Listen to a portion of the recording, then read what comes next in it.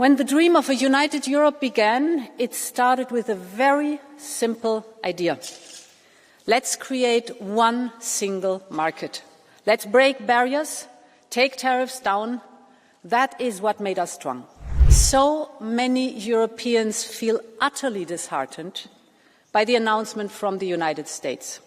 But if it is necessary, we have a strong plan to retaliate, and we will use it. The European Council was competitiveness, and today I would like to focus on the threats to global prosperity and stability, thus our competitiveness, and the rise of protectionism. And as our domestic agenda cannot be seen separately from global developments around us, let me start with the US tariffs.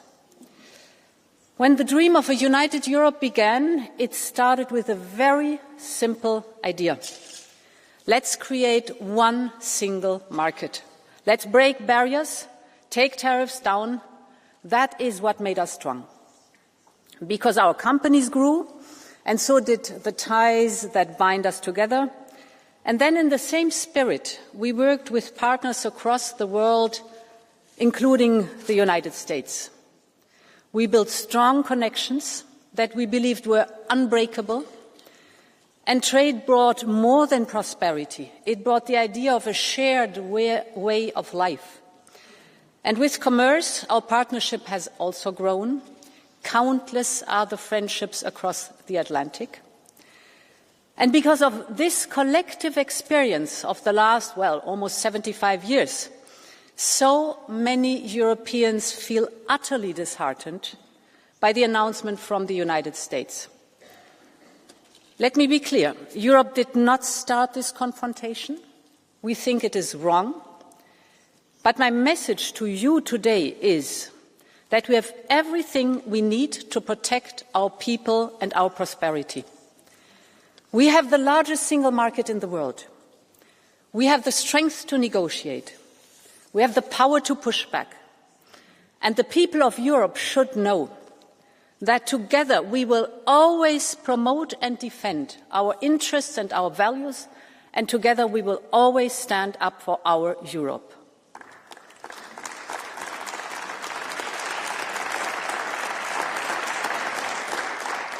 So far, the US administration has announced a 25% increase of tariffs on imports of steel and aluminium, cars and car parts. The next sectors facing tariffs will be semiconductors, pharmaceuticals and timber. And tomorrow we expect another announcement with so-called reciprocal tariffs that will immediately apply to almost all goods and many countries in the world. Of course, there are severe issues in the world of trade, without any question. Overcapacities, we know about the imbalances, we see unfair subsidies, denial of market access, or the IP theft. And I hear Americans when they say some others have taken advantage of the rules. I agree. We also suffer from it. So let's work on it. But tariffs across the board make things worse, not better.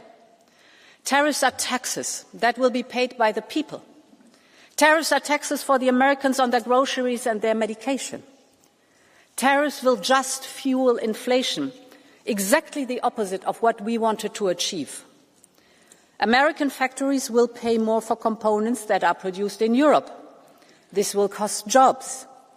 It will create a bureaucratic monster of new customs procedures. And today, nobody needs that, neither in the United States nor in Europe. So, our strategy builds on 3 pillars. First, we are open to negotiations. We will approach these negotiations from a position of strength. Europe holds a lot of cards, from trade to technology to the size of our market.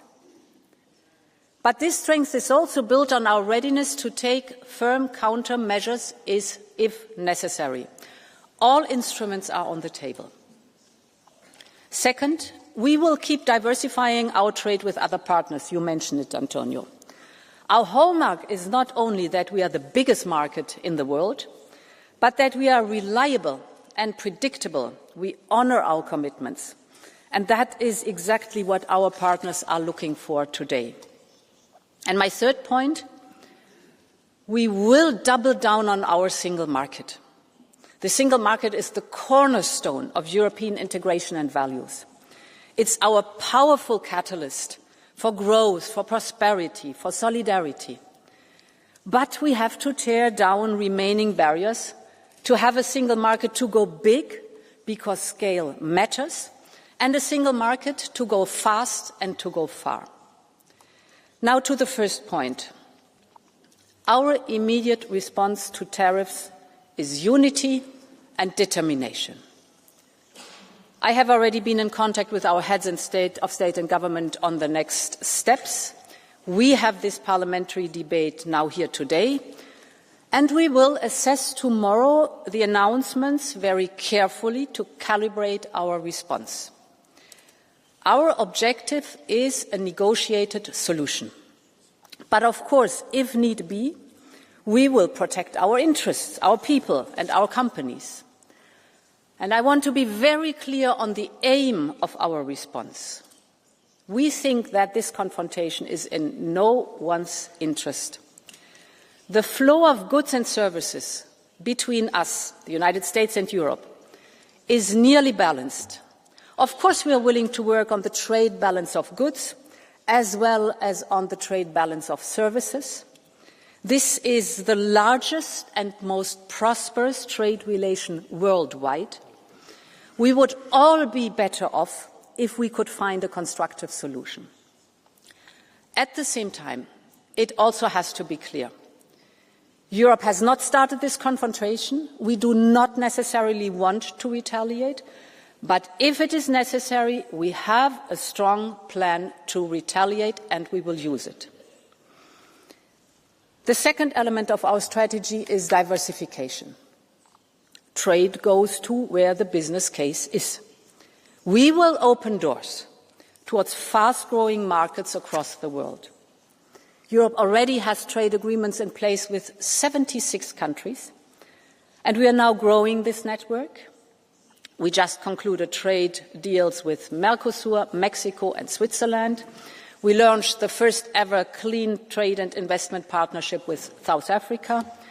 We aim to conclude a trade agreement with India by the end of this year. We are in intense negotiations with Indonesia and Thailand. And later this week, President Costa and I will head to Samarkand for the first ever summit between the European Union and Central Asia. Europe has always been a trading continent. So let's connect with the beating hearts of the global economy. Our message is clear.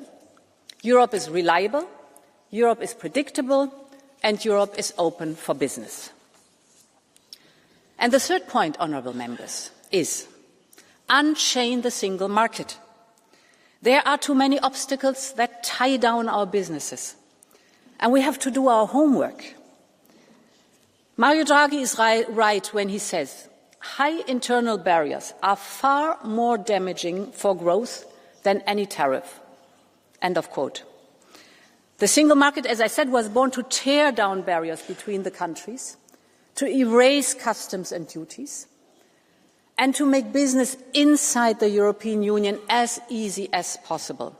So we must go back to that idea and fulfill it.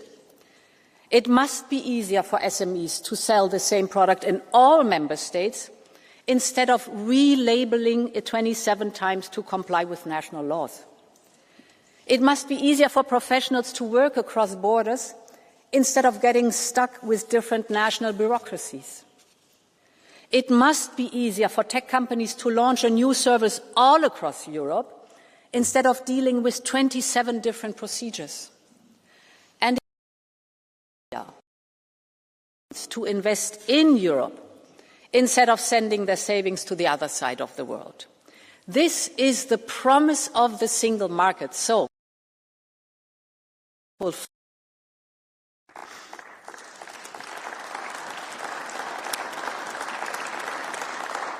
I know, honourable members, that the European Parliament has always worked hard to complete the single market. Now we have the generational opportunity to get it done. We have a strong consensus on the Draghi and Letta report among all of us.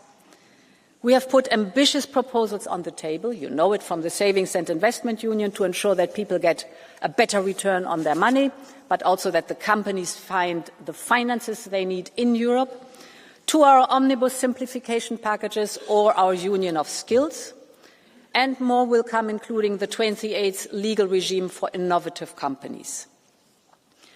According to the IMF, Europe's internal market barriers, are equivalent to a tariff of 45% for manufacturing and 100% for services. This simply cannot be. This must change now. This is why I have tasked EVP Séjourné to come up with concrete and bold proposals next month to remove most of these barriers and prevent new ones. These reforms are long overdue, and now they have become more urgent than ever.